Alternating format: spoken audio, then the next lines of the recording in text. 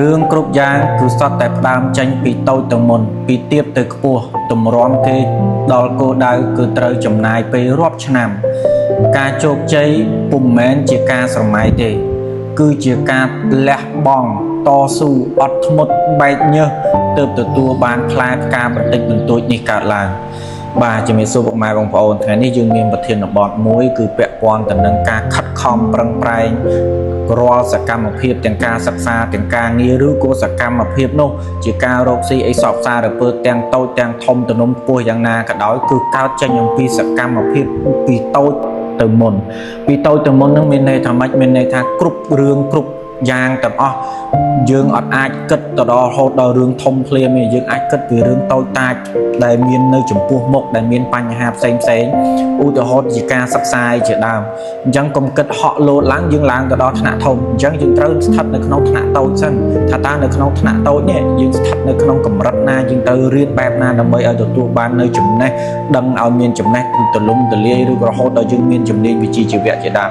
សកម្មភាពការងារក៏ដូចគ្នាដែរយើងកុំសម្លឹងមើលឃើញថាអូតតែធ្វើសកម្មភាពការងារបែបនេះបានហៅថាជោគជ័យការពិតទៅអត់ទេ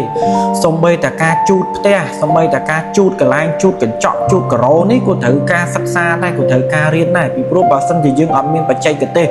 នៅក្នុងការជូតទេការជូតរបស់យើងក៏អត់ទទួលបានផលស្អាតដែលយើងចង់បានទេអញ្ចឹងគ្រប់សកម្មភាពតូចតាចវាសុទ្ធតែមានតម្លៃរៀងៗខ្លួនឡាម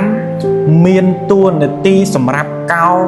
ពុកមាត់ពុកចង្ការប៉ុន្តែឡាមមិនអាចយកទៅកាប់ដើមឈើបានទេពូថៅ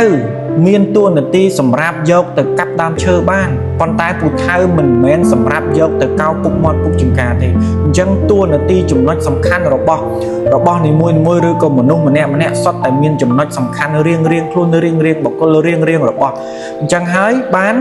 ពាក្យចាស់ខ្មែរបុរាណរបស់យើងបានបង្កើតទៅជាសុភាសិតមួយថាឈើវាចធ្វើកង់ឈើត្រង់ធ្វើកម្មអញ្ចឹងគ្រប់សកម្មភាពទាំងអស់មិនថាតូចមិនថាធំឲ្យសុទ្ធតែជាចំណុចដែលផ្ដើមចេញអំពីភាពជោគជ័យដែលយើងត្រូវតែប្រតិបត្តិដែលយើងត្រូវតែគិតត្រូវតែនឹកឲ្យបានល្អិតល្អន់ដើម្បីធ្វើយ៉ាងណាឲ្យសកម្មភាពឲ្យការសិក្សាឲ្យការងាររបស់យើងនឹងប្រសេះបានលឿនសូម្បីតែការគោរពពេលវេលានេះក៏ជារឿងដែរ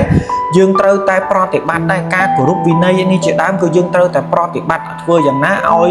មានភាពល្អប្រសើរតែរឿងទាំងអស់នេះបើយើងអត់បានកលេចមើលយើងអត់បានគិតយើងគិតថារឿងនឹងរឿងតូចរឿងនឹងអត់ប្រយោជន៍ការពិតរឿងនេះសុទ្ធតែជារឿងមានផលប្រយោជន៍រួមទាំងការរៀបចំខ្លួនការស្លៀកពាក់អីជាដើមអញ្ចឹងអ្នកអាតិចតួចហ្នឹងតម្រាំតែយើងត្រូវទទួលបានការជោគជ័យអីធំដុំទំនំខ្ពស់ទៅខាងមុខតើតែយើងរៀបចំឲ្យរឿងតូចតាចហ្នឹងឲ្យបានល្អប្រសើរឡើងតើតែយើងខិតខំប្រឹងប្រែងតស៊ូអត់ធ្មត់ជំនះបែកញើសហូរញើសតម្រាំតែយើងបានជោគជ័យអញ្ចឹងកុំលះបង់ក្តីសម័យរបស់យើងកុំលះបង់គោលដៅរបស់យើងត្រូវតែមានគោលដៅមានក្តីសម័យឲ្យបានច្បាស់លាស់ហើយយើងប្រឹងប្រែងធ្វើដោយយកចិត្តទុកដាក់ដើម្បីជំនះរាល់ឧបសគ្គយើងនឹងជោគជ័យបានល្អប្រសើរទៅថ្ងៃខាងមុខបាទអញ្ចឹងថ្ងៃនេះខ្ញុំមានតែប៉ុណ្ណឹងបើមានការលើកខ្វះខាតសំខាន់តែបេតុសូមអរគុណសូមជម្រាបលា